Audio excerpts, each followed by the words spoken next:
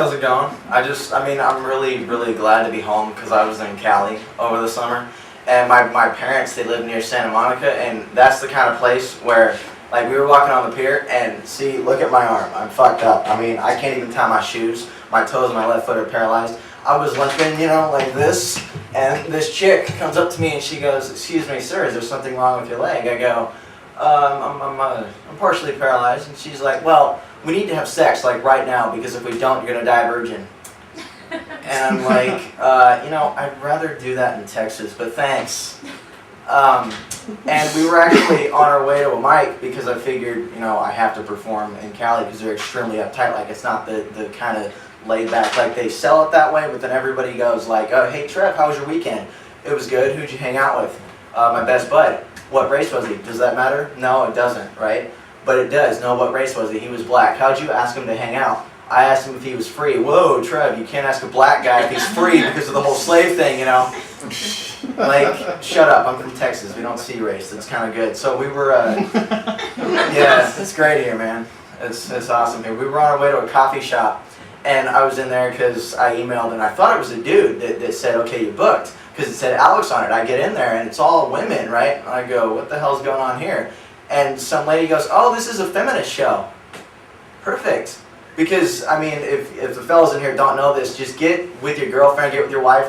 Women have this sick sense of humor where they can laugh at cancer and all this kind of shit, murder, rape, anything, because they have that nurturing quality that allows them to identify with pain.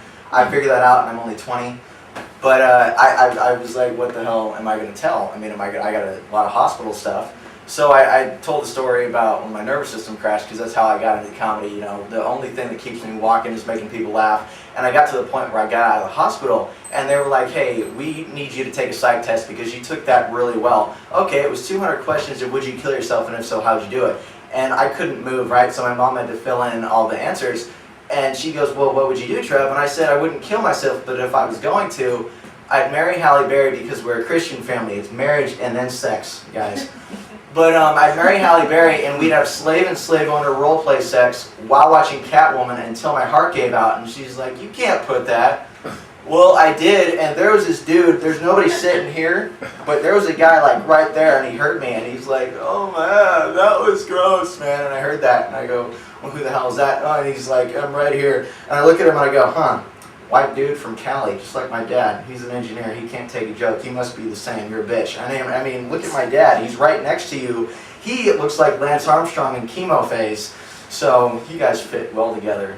My parents are going to get divorced. My dad's going to come out. It's going to be great. I love gay people, man. They're the best. I'm going to go to a lesbian wedding in October.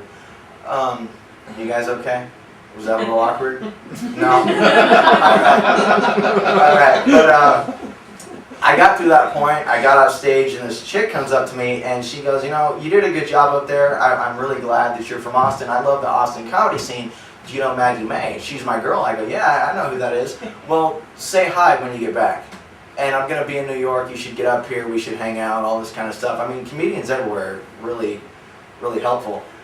But I go outside, my dad goes, "Hey, Trev, here's one of your fans." It's some old guy. And he goes, "You should perform here on Thursdays because that's where the edgier people perform."